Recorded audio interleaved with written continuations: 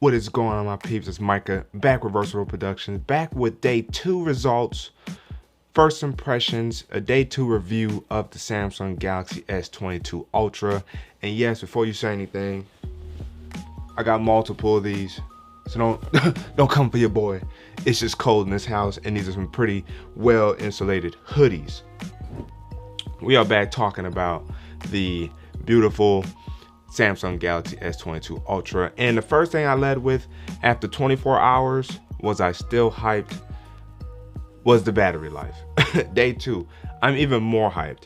I actually posted my review or day 2 results of battery life after getting more battery life than day 1 and getting like 3 times basically 3 times the battery life on day 2. I was able to get like just under 15 hours. It was like 14 hours, 41 minutes, something like that. 8 hours and 53 minutes of screen on time and 5 hours and 47 minutes of screen off time, I believe. As you see, the heavy contributors was YouTube, the One UI home, playing around on the phone, getting apps together, all that type of stuff, leaving the screen on. YouTube Music, playing music with the screen on, with the screen off, but most of the time with the screen on. Playing the speakers, actually testing the speakers between this phone and the Z Flip 3 while playing from the YouTube Music app. A little bit of Instagram scrolling, a little bit of picture editing, sampled some pictures, so some camera usage, but very minimal. But I tried to emulate heavy usage that I would have had at work while I was at home yesterday by doing a lot of various different activities, watching YouTube videos in the silent, in the background on 1080p, you know what I'm saying? Or if they had a basically a 4K option, we'll watch that as well. Did a lot of that on this phone and was able to still get almost 9 hours of screen on time in 15 hours. So today, day 3, I was able to take my phone off the charger earlier in the day, and I will still have to go to work. So we'll see what happens come, 1:30, 2 o'clock in the morning. We'll see what the battery life looks like for this phone after day 3, but I'm feeling like it's gonna have pretty good results. I'm using a specific app, using something that Samsung has released to actually automatically toggle 5G off when the data is low. And that will definitely help with battery life, and that will also help with heat. A big discussion around this phone is the 8 Gen 1 processor from Snapdragon, and or how the software is and the CPU are, if not getting along, not getting along. So a lot of people have been having concerns with heat from their phone.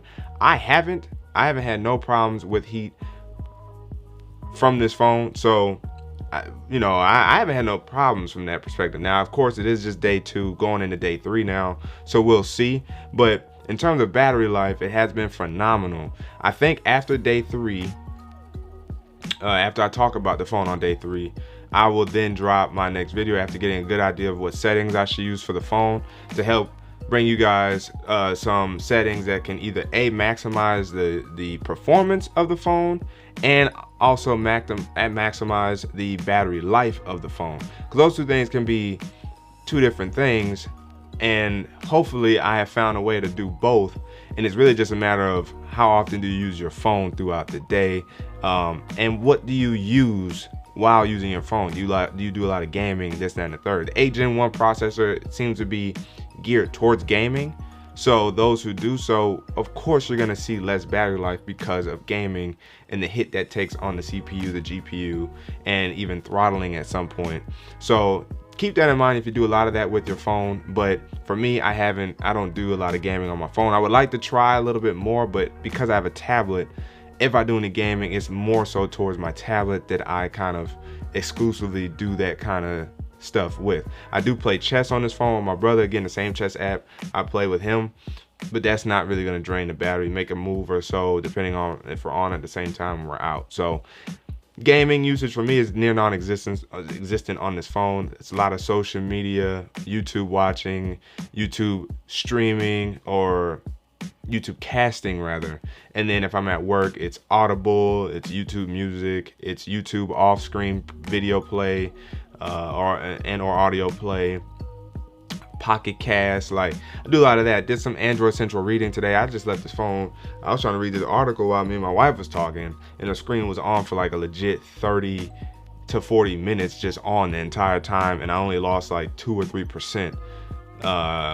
Or, well, no, actually it was more so like 7%, but I was doing something up until that point where I just left it on an article. And remember, the screen can tone down to 24 hertz, but it's supposed to be able to throttle all the way down to 1 hertz in terms of this LTPO2 display that they have running on the S22 Ultra. So in terms of battery life, super solid. Really don't have to say too much more about it right now. We'll see what happens after day 3. As I mentioned earlier, the other thing I wanted to talk about with this phone are the speakers. The speakers are very clear and rich. However, the one thing I feel like this phone lacks in comparison to the Z Flip 3, surprisingly, is bass. The presence of the speakers are really good. Like, I kind of go back and forth because I do feel like they have a very strong presence because of the clarity, but it lacks that oomph that I feel like I get a little bit more out of from the Galaxy Z Flip 3. I should have brought it in here so that way I could have demonstrated it for you guys. I normally don't really do a sound test because you can't quite tell depending on how the video compresses through YouTube and all that fun jazz. So I typically don't try to do that, but for the sake of argument, if I wanted to try to play something real quick, let's see if I find something in here from YouTube Music that won't break anything. Let's see. I got it on 90. I'll go 100.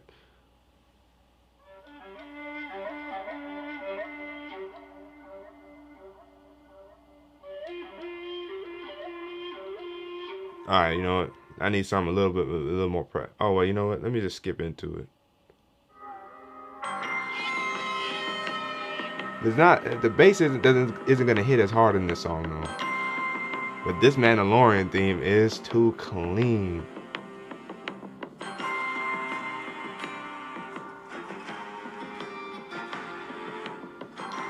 Woo! All right, copyright. Copyright. So, point blank period. The sound quality is still very solid on here. It just doesn't have. It's just missing some oomph that I experienced with the Z Flip 3. The reason why that could be the case is probably because of the materials that built each different phone, and so therefore that kick is going to resonate a little bit different. So that's probably the reason why the oomph isn't as much there between this phone, the S22 Ultra, and the Z Flip 3 as the comparison device.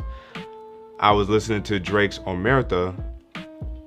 Man is spitting bars, and you can hear his voice sounds a little bit more clear on the S22 Ultra than it did. It sounded a little bit more staticky, just a little bit more staticky on the Z Flip 3, but the bass hit just a little bit harder on the Z Flip 3 than it did on the S22 Ultra. And then as a third trial device that we kind of just threw in there at the last second, my wife started playing the same song from her iPhone 11, and the 11's speakers are pretty solid on that phone as well. I say it's a close third, of course, but but it does not take away anything from the fact that the speakers you get on this phone are very, very solid. Now, because I've turned off adaptive power saving mode, I haven't had any issues with apps. I've been activating apps, signing into apps, taking care of activities that I didn't all the way get to take care of on day 1. And so with day 2, I was able to finish that process on my phone, and even through Good Lock, activate the new ability to swipe up and get an app drawer that goes up and down. Now, I don't know why they added this top function feature where you have like your last 10 well, supposedly 10 favorite, but it seems like these lock up here and then these kind of scroll. Therefore, I mean, they should all just kind of scroll. So I find that a little interesting, but I'm using a lot of Good Lock's modules to customize my phone. I did some of that process yesterday as well, and it's having no issues. Just a few hiccups here and there, it seems like, where it's either lag or I'm not seeing 120 hertz, as often. Now I could turn that feature on in developer options to see, but just moments in YouTube and scrolling on the subscriber feed where I felt like when I hit the subscription button to go back up to the top of my subscription after scrolling through my videos, it seemed like there's a little bit of lag in that process. But outside of that, I really haven't experienced too much lag anywhere else. And then, you know, going into day 3, it's been relatively fine as well. So in terms of software, I haven't had no problems, having no issues. I use the Expert RAW app for cameras and segueing into cameras. I like the cameras on here so far. I mean, it was very small that I got the very limited usage.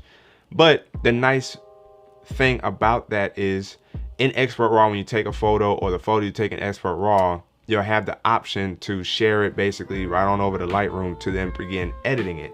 And you, of course, you can save both a JPEG version and a RAW version. And if you want to cheat with the RAW version, those who just want to really try to get maximum effort out of their photos, if you go into the RAW app to use it, or even Pro Video or Photo mode, it already is still automatically trying to assess the scene to give you the best optimal results once you hit record or you hit the shutter button to take your picture. So you actually don't even have to necessarily dial in anything if you didn't want to, because it already has a lot of those features on automatic. So that way you can just kind of point where you want to take the picture and then hit it, and boom, you take a good picture in RAW form, and you still get a solid, more, I want to say dense, but more sharp photo when using the RAW camera app.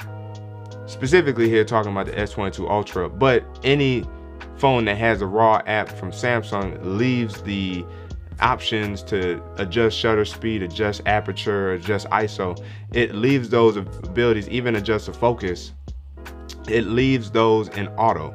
So you can toggle it and change it yourself, or kind of leave it and it will adjust for you, and you can get that much of a better shot using the Expert RAW app or using the Pro Video, Pro Photo mode. And I believe Pro Photo mode is Expert RAW, but Expert RAW might be separate. If I want to check real quick, portrait, photo, video, and then there's more. And I see portrait video, I see Pro Photo and Pro Video, so, and night mode. And night mode is pretty solid as well. So using either the Pro settings in the regular camera app or the Expert RAW app, you can leave the settings in auto and still take amazing shots. I took a couple nighttime photos, both with the selfie as well. The selfie does try to maximize with a night feature as well. You can use all the cameras with nightography mode, which is also solid. I was surprised at some of the low-key results I was getting. Hopefully I posted them, because I only took like 4 pictures just to activate the camera and kind of set it up. And I'm not doing HEVC or high efficiency or anything like that. I'm going top tier with it. I paid the money for it. I'm using as much of this device as possible. I'm not toning anything back unless I absolutely have to. And with this phone, I have not absolutely had to do that. I have not had to worry about the battery again, or using the phone. You know, to tailor back to the battery real quick. Again, I had to actively do stuff to drain the battery down. That's how solid that I've had in terms of the experience with this battery. Not necessarily the same as I did with the Z Flip 3.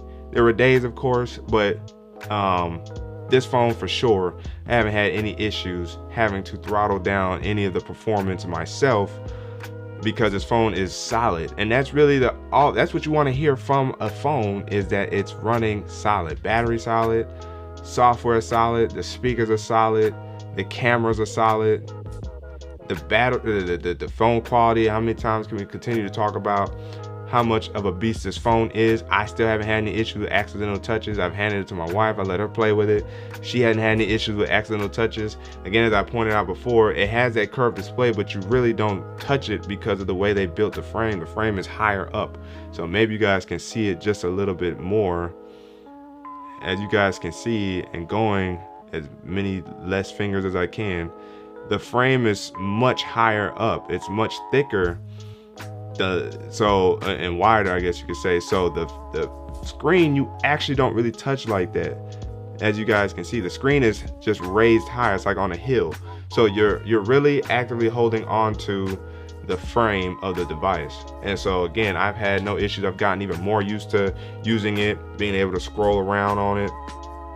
I've been enjoying it very, very much so, to the point that I've even added, side note software, reminders to a screen, so that way I can actually remind myself to do things such as record videos, right? And one of the things I've been able to use is handy dandy